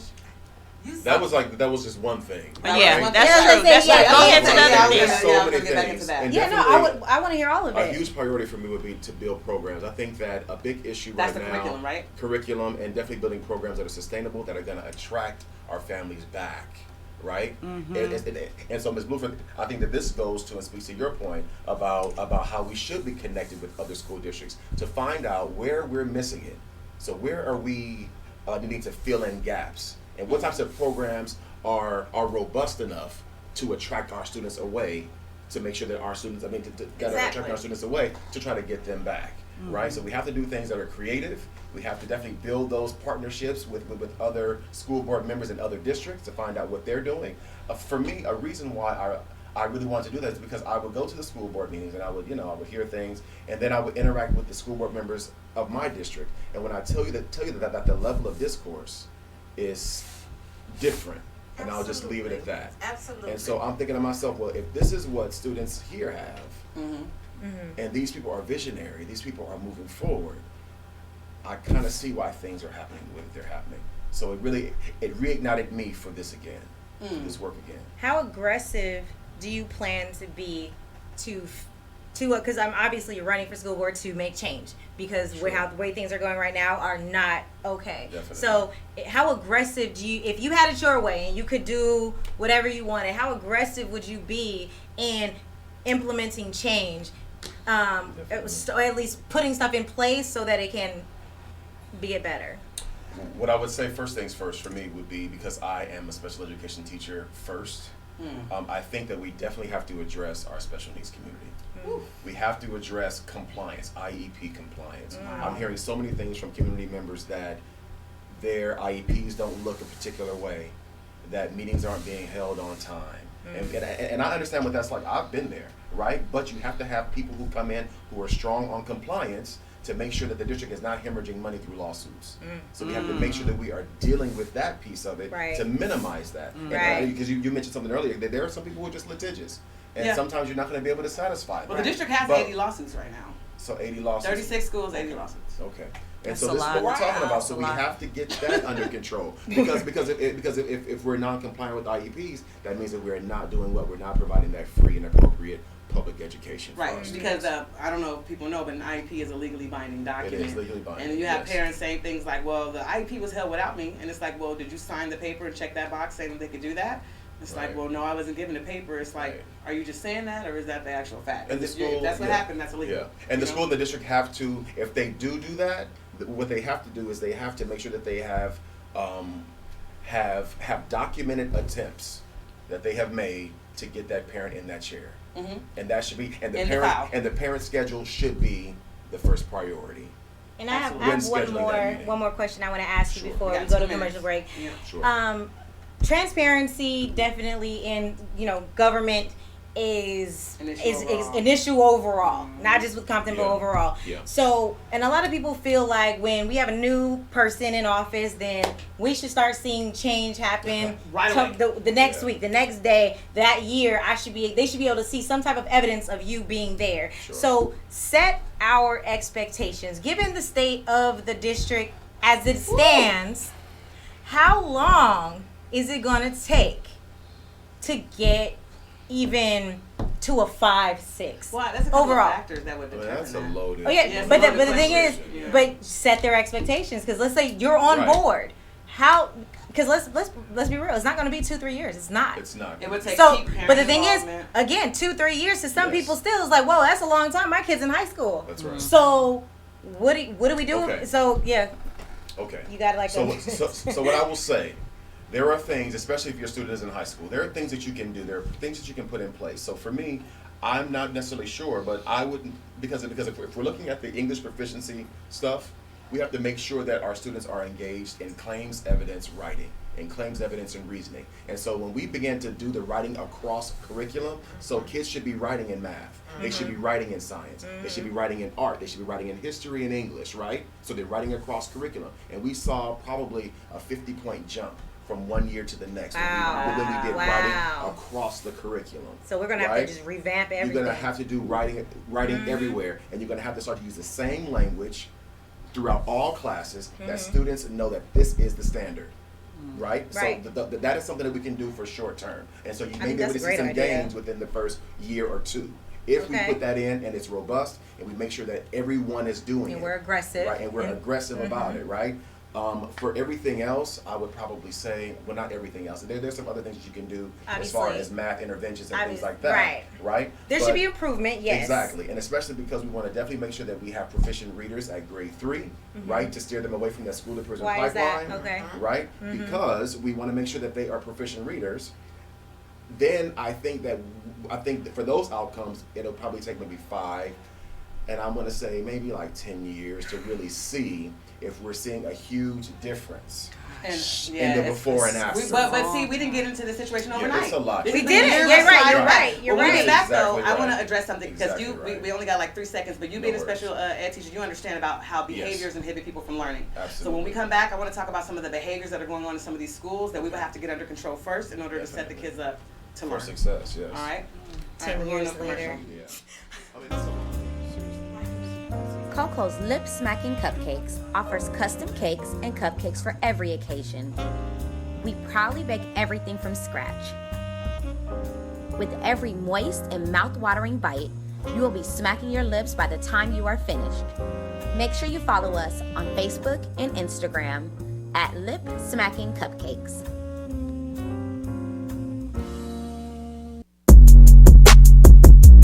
The Hub Radio. The Hub Radio. Dice is on the beat. The Hub Radio.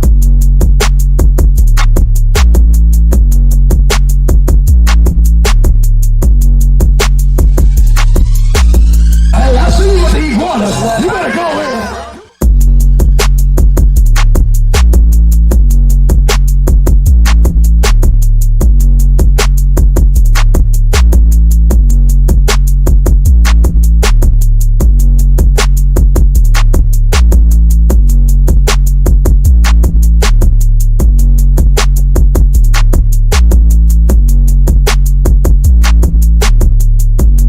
The Hub Radio.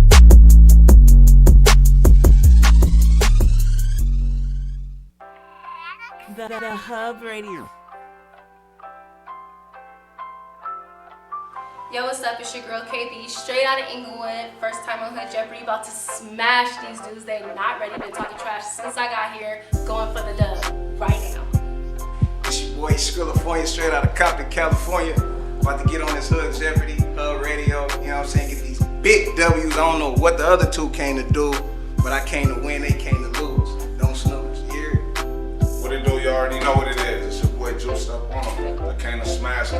contestants. I mean, Drake, for real, really gotta play this shit. You already know who gonna win, man. I came here for the W, baby, like J-Rock. Let's get it, win.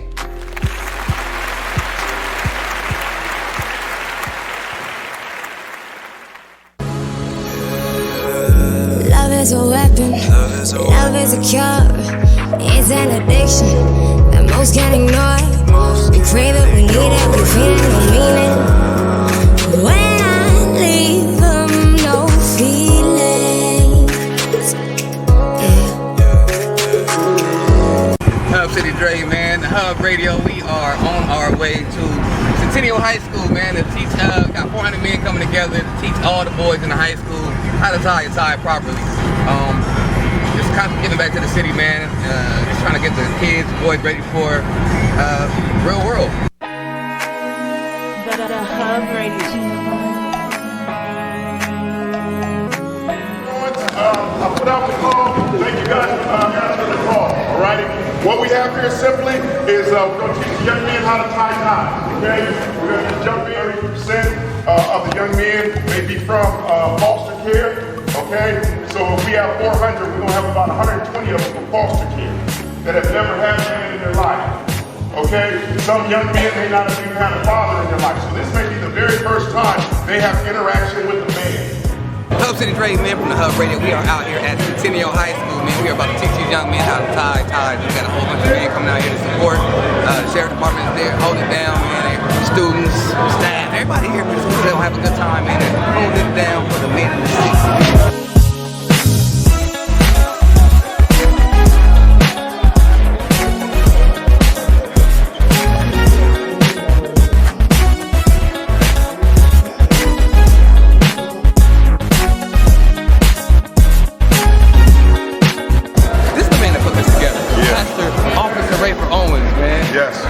How did you know that there was a need for these guys to learn how to tie ties? Because, you know what, we knew a lot of young men who never knew how to tie ties, and then we're in the hip-hop generation now, so everybody kind of wear tennis shoes and t-shirts, and so I was like, this is a good way for us to interact. Like, we can teach how to tie a tie, so when you have your wedding, or you're going to somewhere nice, you'll know how to knot up.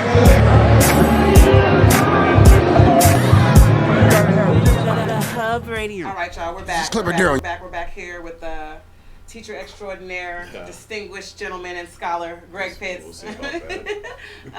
Yeah, but you did want to go ahead and finish up your statement that you were making before the break, right? And what was that question? Well, it was a loaded question. Please remind me. It was a loaded question, but I wanted to get into another question because it's time when we're She said, forget that question. This is the last part of that loaded question. So, in regards to the things that you talked about, we would need to get the parent involvement going, set up the meetings in the manner that is welcoming, and also look at the curriculum. But how about the behaviors? We're hearing about things going on in the school, like, teachers being out for a month, substitutes coming in with no lesson plan, kids being left in classrooms by themselves on the high school level, or being dispersed into other classrooms because their teacher didn't show up, so they're just in a random classroom for a period. How can kids learn if we got these jungle-like classroom and school situations going on? You know what I mean? Like, don't we have to kind of clean that up first before we try to implement a new curriculum? You know what I mean? Well, I think you can do it all at the same time. Yeah. Right? I think that what happens is that for me, it always goes back to parent involvement and parent engagement, right? So, because essentially what you're talking about is an entire cultural shift of the entire school district, right? That's what where certain things are just not going to fly anymore. Exactly. Right? And so we have to make sure that we have the proper type of curriculum that's happening. It's great to do A through G, right? And they're talking about about how the graduation rate is up, but how many of those students are college and career ready? Absolutely. Right? So that's a whole other layer. Yeah, I mean, hey, graduation rates, that's great, but how many of those students who are going are able to sustain? Well, we talked to a girl last week. She had a 4.0 coming out of Compton in 2015. I remember that. And she said that she almost fell out of El Camino. Right. And it was a shock for her when she realized how truly unprepared she was to even compete in the junior college environment. Definitely. So we have to make sure that students have access to a robust and a rigorous curriculum. But I think that the teachers that we have there are excellent teachers. Yeah. However, if they don't feel supported, absolutely, how do they perform to the level that we're expecting them to perform. Exactly. Right? Again, like we talked about before, it starts at the top to senior cabinet on down, and that really is really talking about your culture, and your culture is set by your school board and the vision of your school board. Well, speaking of school board, yes, you led us into this. Sandra was not able to join us here in the studio. Yes. But we do know that we have her on the phone. Hi, Sandra. You there? They're probably gonna plug her in soon. But she is waiting on the line. I know that. While we wait on that, I did want to follow up with that and say, so let's say we are next year we're able to implement a new curriculum and new whole environment change. Yeah. How is that going to affect the students who have been used to this jungle-like environment? Like, how is that going to be like a shell site? How is that going to work? I think students are more, what's the term I'm looking for? They're more resilient than we give them credit for. Mm-hmm. I think that students are looking for safety. Mm-hmm. They're looking for structure. Being able to be invited. Right? They're Right. hungry. Their brains are like sponges, Mm-hmm. and they're ready to absorb things that are beneficial to them. Because I think students want to be successful, Right. but they have to be given the tools, Right. right? And it's our job as educators to what? To escort them through Absolutely. that. That's our responsibility. So the teachers need tools, the student needs tools, and also our classified need tools, right? Our classified, if we're talking about we want clean bathrooms and clean campuses, we have to support and make sure the classified staff have what they need to be successful as well. Absolutely. And that's what I know. Like in my current role, I support probably 50 classroom paraprofessionals. Wow. And making sure that they have what they need and they feel supported every day. And I also oversee about 27 teachers as well. Okay. Well, I definitely So wish you culture, all the luck. culture. I personally believe that you are well qualified and you are what the district needs. So I wish you all What the the luck. game is missing. What the game is. But Absolutely. speaking of school board, I think we got Sandra. Sandra, you there? Awesome. We can hear you. Hopefully the mic is picking you up well for the viewers at home. Thanks for joining us. Now, we've been talking about all things school board. We did a deep dive into the budget and just talked about some things that we feel like are issues that need to be tackled. But I know that Allie has some specific questions for you as well in regards to things that are going on in the school board. But if you would like to just give the people at home some information about who you are a current sitting school board member. And is there anything else you want the people to know? Well, thank you guys for having me on. I apologize for not being present. I was given 9 classes I need to complete today, as today is my last day at work for about 8 weeks. I'm having a procedure, so I'll be off work for about 8 weeks. We have a school board meeting coming up Wednesday. I'll be home from the hospital, so I will be on the phone during the meeting. I don't know when I'll be back present for a meeting, but I will be on the phone this coming Wednesday. We have meetings every second and fourth Wednesdays from 6. They start at 6 and can last until hours. We've been there as late as 1 o'clock in the morning sometimes. Conducting a school board member. Is that ridiculous? Yes, I agree. And one thing I think we need to do is change the way we structure our meetings. I agree totally with Greg in reference to how we go to closed session. We do have to handle the business in closed session, but I think we should do that prior to starting our regular business meeting. So, and to piggyback on what Greg said about certain things, a board meeting is not the time. There's a time and place for everything. A board meeting is not the time for me to go in specifics with a parent.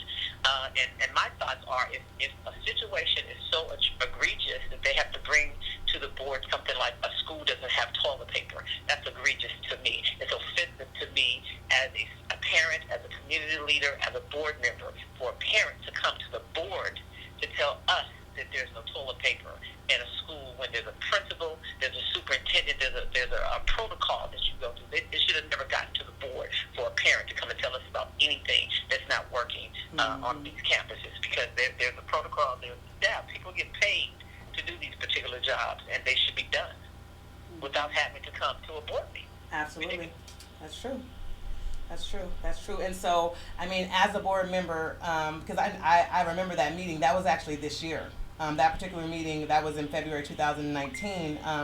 What was done in regards, because it seemed to be one school in particular that was having all these kinds of issues. Can you enlighten us in regards to what the board is doing to make sure that these schools are getting to where they need to be as far as having what So I they don't need? know what meeting in particular you're talking about, but I do remember being in a meeting approximately about 3 or 4 meetings ago where these things were brought up, and Charles Davis made the comment he was going to go and physically check to see if these issues were dealt with, because we were all appalled, you know. And I think there's a misnomer that the board knows a lot of things.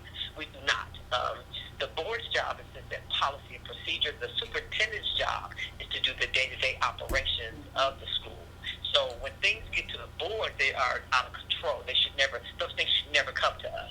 But Charles Davis did go out to those schools that were mentioned to make sure that those issues were handled, because it was an embarrassment for all of us. I know I was thoroughly embarrassed that they came to say that some schools didn't have toilet paper and paper towels and food, stuff like that. That's ridiculous. So yes, Charles Davis did, to my knowledge, now keep in mind, I'm telling you, to my knowledge, he went to the schools to make sure that happened, and the persons in charge were reprimanded. Absolutely. Thanks for answering that question, Sandra. So, is there anything that we've discussed that you've heard on the show that you'd like to maybe chime in about or give an opinion on? Yes, thank you. There was a question in reference to the budget. There were two particular items that you guys talked about: travel for the cafeteria workers and then travel for the board. Education is paramount. The people in charge need to be educated, and there's new innovative ways that we need to do to keep our schools moving. But I'll have to definitely look at that line item that you guys are speaking of for the cafeteria. What did you say, $150,000? It was $350,000. Yeah. And what stuck out to me was the budget for the previous year under that same line item was $7,000, about $800. You know. And I'm thinking, Nina, that had to be an error, because that doesn't make any logical sense. Right, but it's in the final copy of the budget. On cafeteria workers to go training. So I would definitely, thank you for bringing that to my attention. I will definitely look into that, because that has to be an error. If not, you and I will be the first ones to be complaining, because that don't make no sense. Right. Absolutely. Yeah, I thought it might have been a typo, but when I saw final on the front of the budget, I was like, oh, so they've already looked over this.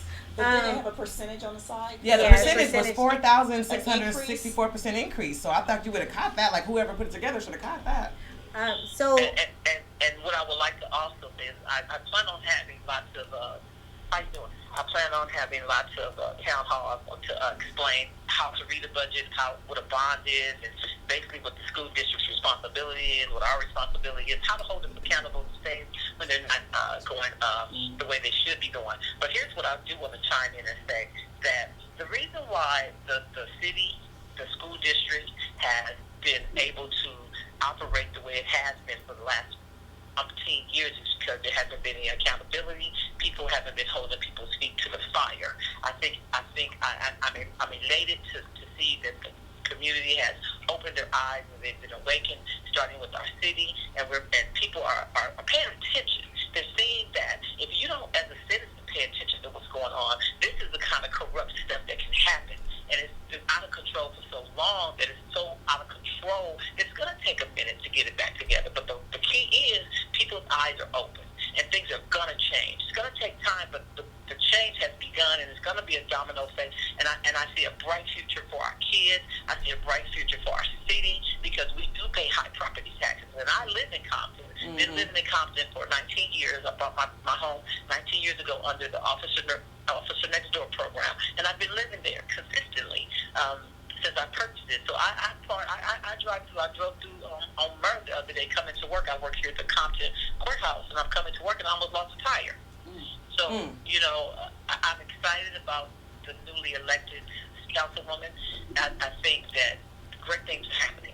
And the final thing I want to say is, in reference to what you guys were conversing about, was the relationship between the council and the school board. I agree 120% that there needs to be a direct connection. I don't know if we can meet once a week, Nina, although that might be ideal, but I think we do need to work hand in hand, because we are the people responsible for our schools, and this council and mayor are responsible for the way the city is ran. And I absolutely agree that there needs to be a relationship, a strong relationship. And I think that with the change of some people, the shift of our elected officials, that's going to be possible. Because I think some people don't have the idea that that's the way they want to go. And like I said, when we as a city, as a community have been asleep, we have allowed this kind of stuff to happen. We have allowed our leadership to get out of control. And I'm thankful that we are now awakened and that there's going to be some positive changes. Absolutely. This is she said that a mouthful, though. Yeah, she said something about corruption, and she said... I have a question for Sandra. So, Sandra, I mean, in regards to the city council, some of the city council members thought that everything was functioning fine. So, on the school board, are there people on there that seem to think that everything is good? Everything is perfect? Well, everything is broad. So, no, I don't think anybody on the school board thinks that everything is perfect. I think that we've made some improvements and some great strides. Of course, there's a lot more to be made, but no, I don't think that anybody on the board thinks that everything is open. Well, maybe I shouldn't say I'm sorry, I'm talking on top of you. Shouldn't say perfect, but they don't see, like, these things that we're seeing. We're like, okay, there's a lot of red flags that's taking place at Compton Unified. Do they see that there are some major changes that needs to take place? Or are you the only one that you're identifying these certain things? Or I see don't believe certain I'm the things as only a one. problem? Here's what I think the problem is. Okay, so like there's an elephant, right? The problem is so large that I believe that everybody on that board, well, let me see. Let me take that back. I believe that if everybody on that board would take a particular topic or problem and they would attack it, then we can make more strides. For instance, as a deputy probation officer, I have 26 years of experience with working with juveniles. I've worked on 26 campuses, so I've seen different school districts. So I have a different perspective on school safety. So if I was allowed to focus on school safety, I could we could have a wonderful program. Greg is a teacher, and he specializes in special ed. If Greg would take that project on, and he can work with the people in charge to do special ed, we could have a dynamic special ed program, because I'm not versed in special ed like he is. He has an expertise in that area. I think if everybody would take a project and we would focus on that, I think we'd have a superior, outstanding school board. It sounds like the same problem that we had on the city council of not having a cohesive team or a team that's willing to work together to make change happen for the greater good of our city. It sounds like what you're saying is we have that same problem on the school board where you guys are not able to, let me just say you guys, but people are not working together. They're not working together. That's what I wanted to find out. So if you had it your way, what changes would you make? Get rid of some people. Okay. What'd you say? Get rid of some people. It sounds like we've begun to normalize dysfunction and corruption. We've made that absolutely our normal. So therefore, the visceral reaction that we should have to these things, we don't. It's almost like a delayed reaction. But I would like to pose a question to both you and Greg. Compton Unified School District has been under receivership. The state has had to step in and take over the school district because those we had in place were incapable of doing so. What would you do, or what would you like to see happen immediately so that the state does not have to step in again? Because if you check history, we're at the point right now where they stepped in. Right. Yeah.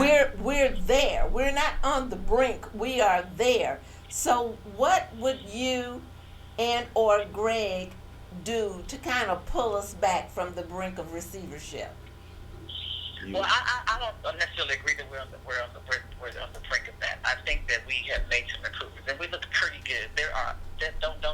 Don't misunderstand me. There are lots of things that can be done and need to be done, but I think that you need a board where people can work collectively and cohesively together, not being personal, and not saying it's just because you may not like me as a person. Right. You need to respect the fact that I'm here. Absolutely. You need to respect the fact that I have a certain level of intellect and I have a certain skill set that is beneficial to the school board. Just like Greg said, the requirement is only that you live here.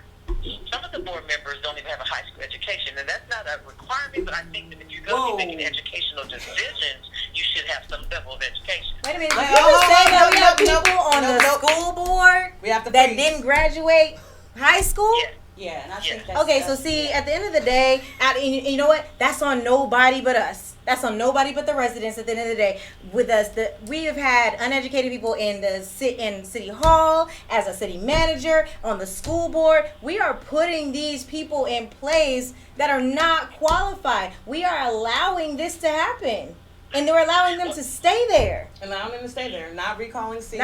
Exactly. But don't we, as a community, have to take responsibility for that? Because if you look at the application, it says nothing about your educational background. Right. It does not say that. Have you seen the application for a city council member? But it's not about the application. It doesn't matter. You can run for whatever you want to. But if I know I'm voting and I know you're not educated, I'm not going to put you over my child's education. How would I know that? By being involved. There's no transparency. But how is it not? If you're running for office, I know you're educated. This is the vetting process. But do you have to be educated if you hopscotch from council to school board? And I talked about that hopscotching before. It's like you're a city council, then once you don't get elected, you just scurry on over to the school board, then you scurry on over to the college board. We have to stop that as a community, allowing these people to run this monopoly on the city, and not a damn person is qualified. And I agree with Gilda. It's a two-part thing, folks. Everybody's talking about how the young people are rising up, and we've got all these little bulldogs out in the streets now pushing for change and community activism. However, that's just one part of it. You can unelect people and play musical chairs with these seats all day long. But what Gilda said, if we don't get in there and change policy, if we don't get in there and look at these applications, like Julius was saying, make sure that there are job descriptions, yearly reviews, and that we're holding people accountable in these positions. Let's see who really wants to run. After you're going to be held accountable. And after you're going to have a job description, that's something that's the second piece of it. Absolutely. We got to move these bad apples out, and then we got to look at the policy, job descriptions, and qualifications, and make sure that it's clear, and that as a city, we're aware. We do have to go to a commercial break. I don't know if we're going to be closing out soon. I think we'll go to commercial break, and then we'll come back, and we'll have everybody's final thoughts. Stay with us, Sandra. Okay, thank you. You're listening to Hub Radio. Cleanup Man. We provide professional, affordable, dependable services, from carpet cleaning and upholstery to flooring, 7 days a week, same day or by appointment. So call, text, or message 562-279-6488 for service as good as advertised.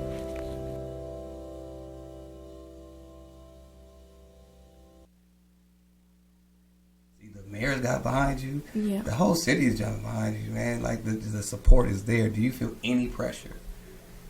Well, of course you're gonna feel pressure, but pressure is a privilege. Because, pressure is a privilege. So, just imagine, because, pressure can also, give me a purpose on what I do. Because if you, didn't have pressure, then you wouldn't have any purpose on what you're doing. And you wouldn't be able to do or, succeed and do certain stuff. So that's right. I see you, Pops. I see you. Bars. Bars over here. The Hub Radio.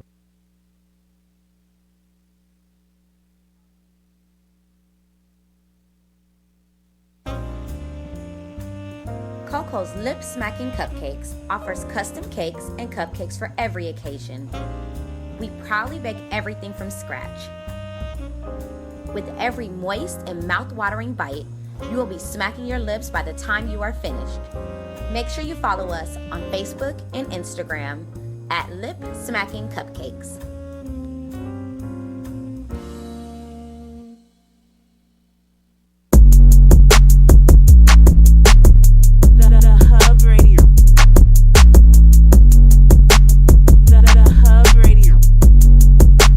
Dice is on the beat.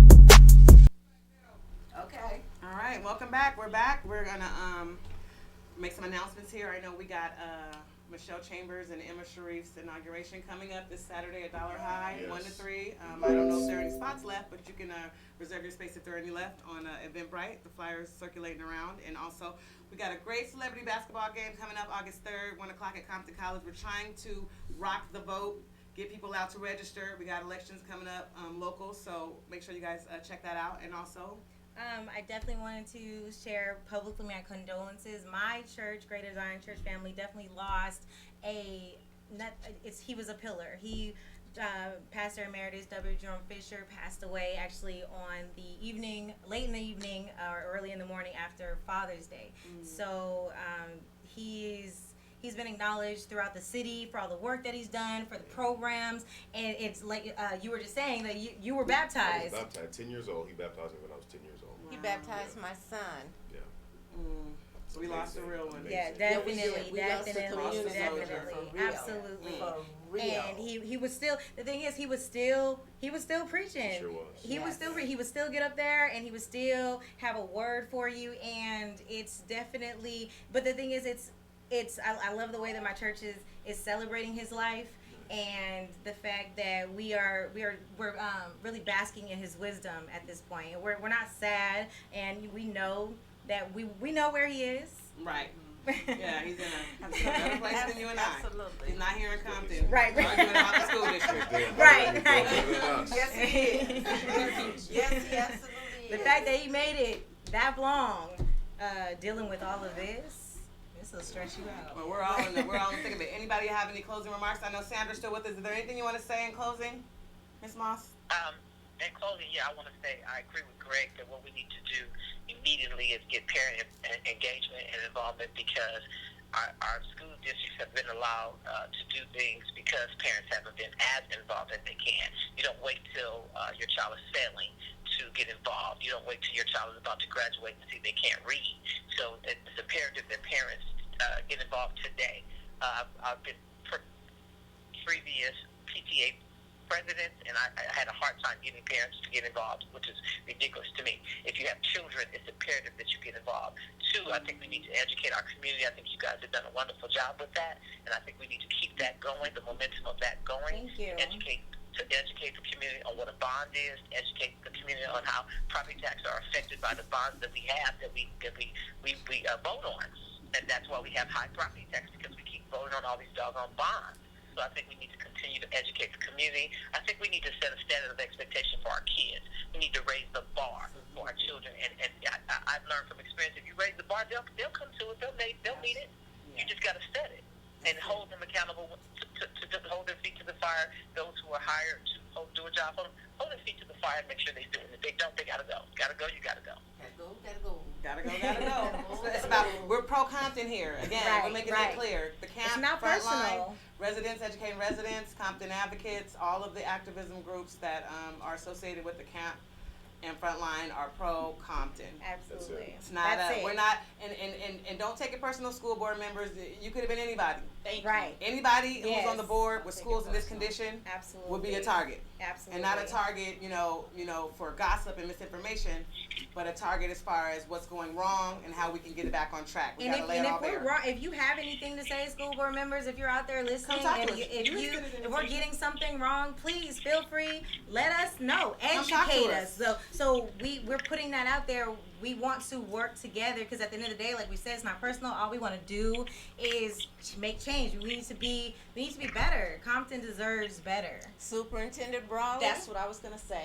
Yes. I'm waiting to hear from you. Yes. I'll be reaching out to you very, very soon. Because if he can have a $300,000 annual salary, he should make sure that there's tissue in the bathroom. So that needs to make, If he can have a $300,000 a year salary, he needs to be able to come out and talk to the community. And engage with the public. That's what I think. Absolutely. Well, join us next week, y'all. We're wrapping up. Thanks for joining us. More to go over Share there, this. We're going to be back next week with more facts and receipts. Thank you for having me, guys. Thank you, Sandra. Sandra. Thank you, ladies. Ali, Nina, Miss Bluford, appreciate you all. And Dre, back there. Our producer, Dre, and our camera guy, Julius. Thank you, everybody. We'll see you guys next week. See you on the front line.